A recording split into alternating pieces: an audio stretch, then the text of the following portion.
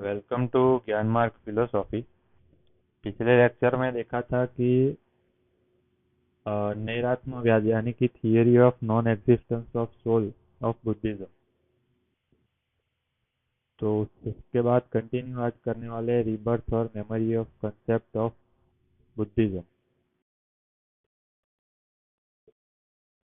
तो Buddhism explanation of rebirth and memory.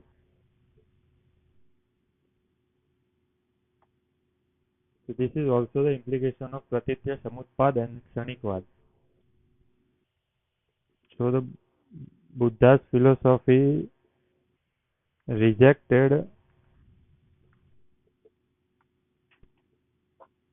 uh, immortal sorry Buddha's philosophy rejected unchangeable and eternal soul, and said soul is also subject to change। यानी कि मोमेंटरीनेस की जो क्षणिकवाद की theory है उसको apply किया है।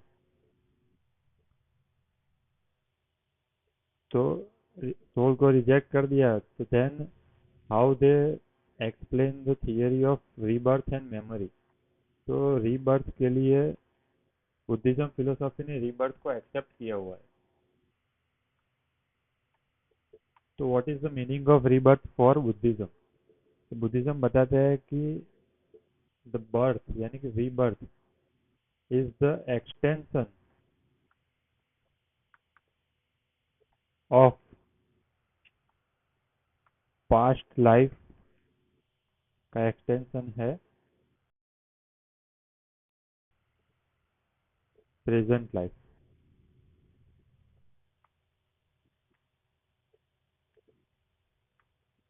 यानी कि जो प्रेजेंट लाइफ है वो है इफेक्ट ऑफ पास्ट लाइफ, यानी कि cause. So this is the प्रतीत्य समुत्पाद।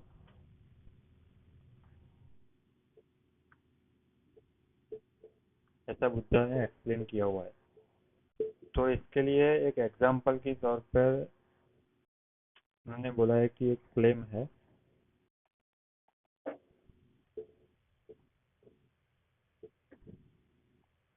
जैसे कि one flame eight the end of life दूसरे के लिए बिगिनिंग ऑफ लाइफ बनती है। यानी कि वन फ्लेम में बी लाइटन फ्रॉम अनदर, यानी कि फ्लेम बी है वो फ्लेम ए से लाइटन होती है at the end of life of flame A. ऐसा एक एग्जांपल दिया हुआ है। But what is the connection और the bridge between flame A and flame B? So the bridge is संस्कारा, यानी कि impression of Karma.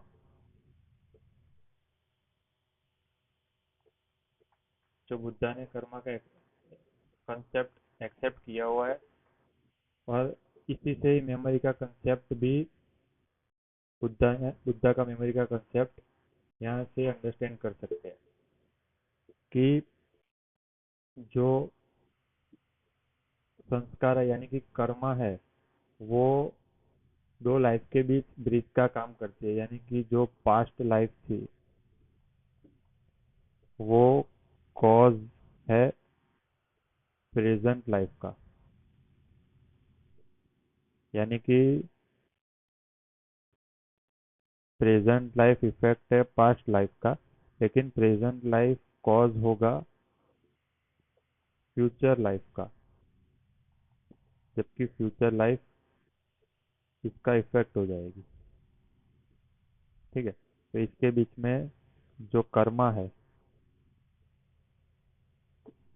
Impression of Karma यानी कि संस्कार, वो कंटिन्यूएशन का जो ब्रिज बनते हैं। इसीलिए मोमेंट जो है यानी कि पास्ट लाइफ का जो एक्सपीरियंस है, मेमोरी है,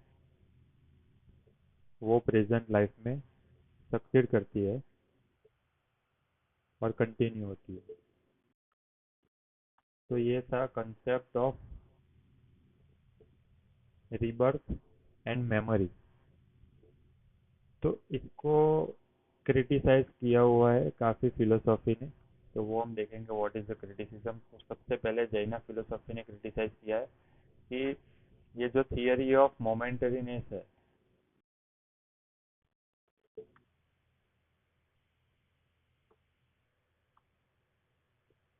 वो थियरी ऑफ कर्मा को इम्पॉसिबल बनाती है। कैसे? तो देखते हैं कि इन्होंने एक थियरी दी, कर्ता प्रनाशा, और एक अकर्ता भयगम। ठीक है। तो इसमें क्या है कि जो सेल्फ है, बुद्धिज्म फिलोसॉफी ने सेल्फ को डिफाइन किया था, इसको यहाँ पे देख लेते हैं थोड़ा साइड में, कि जो सेल्फ है, सेल्फ क्या है? Self is the continuation continuation of idea. ठीक है। Self is continuation of idea है, आइडिया यानी कि कॉन्शियसनेस।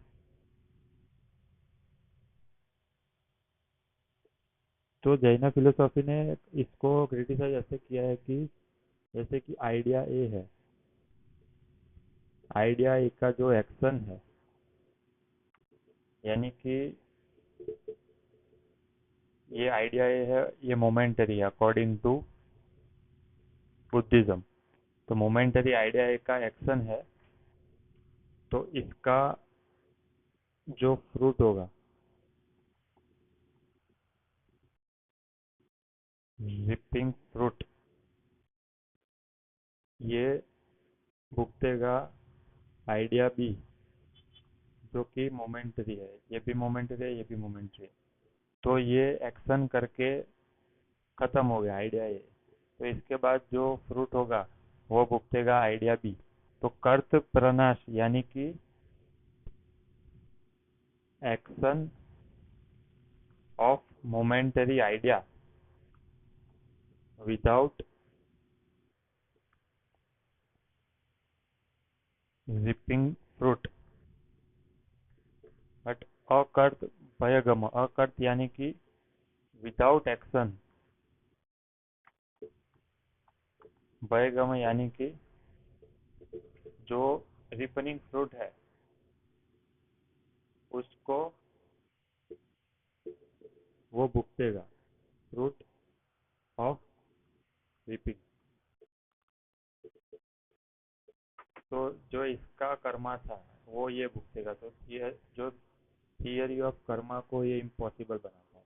सेकंड क्रिटिसिज्म है जो मिलिंद पन्हो बुक थी, जिसमें मिएंडर जो कि इंडो ग्रीक राजा थे उनकी और नागसेन के बीच की जो क्वेश्चन आंसर है उसको डिटेल में समझाया हुआ है। उसमें मिएंडर ने नागसेन से यही सवाल किया था कि वो is it perform the act and वो is it reaps their fruit।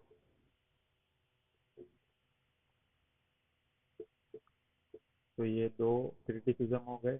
And the third criticism is subject, यानी कि नॉलेज को कोई सब्जेक्ट चाहिए, परसेप्शन हो या मेमोरी हो, ये विदाउट सब्जेक्ट एग्जिस्ट नहीं कर सकते। तो ये एक था।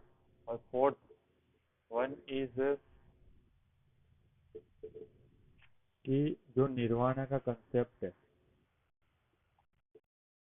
अगर थियरी ऑफ मोमेंटरी यानी कि मोमेंटरीनेस को बता देंगे कि थियरी ऑफ कर्मा जैसा कुछ है ही नहीं, तो जो निर्वाणा का कंसेप्ट है, तो people are not going to do good karma for nirvana. तो निर्वाणा का जो कंसेप्ट है वो वीक पड़ जाएगा। तो जैन फिलोसॉफी ने मिलिंद पन्हा ने और सब्जेक्ट वाला और निर्वाणा वाला। और एक क्रिटिसिज्म ये है कि जो वेदांता है, वेदांता फिलोसॉफी है, प्लस जो बुद्धिज्म में बाद में आएगा महायान। तो महायान फिलोसॉफी ने भी थियरी ऑफ मोमेंटरीनेस के आइडिया को लेस फोकस दिया हुआ है। और वेदांता फिलोसॉफी ने भी माना है कि एज ए सेल्फ यूनिवर्सल होना जरूरी है। जो ये सेल्फ मोमेंटरी नहीं हो सकता, ये सेल्फ जो सब्जेक्ट की बात करते हैं वो यूनिवर्सल होना जरूरी है। एंड सिक्स वन इज जो वेस्टर्न फिलोसॉफी में इमैनुअल कांत थे, उन्होंने भी बताया था कि इमॉर्टल सेल्फ का होना जरूरी है for explaining morality.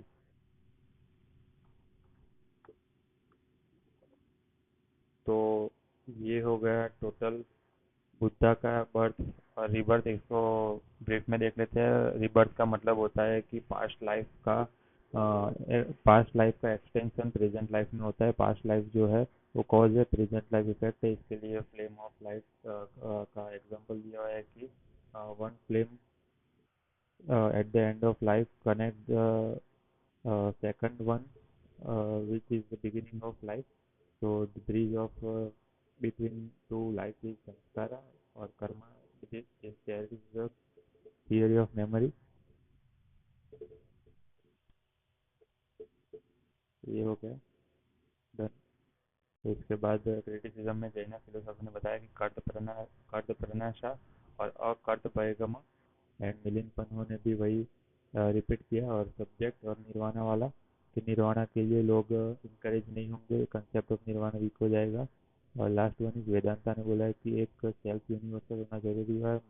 Mahayana philosophy ने भी थियरी ऑफ मोमेंटरीनेस पे लेस फोकस किया हुआ है। और इमैनुअल कांत ने भी इमॉर्टल सेल्फ को एक्सप्लेन किया हुआ है मॉरलिटी के लिए।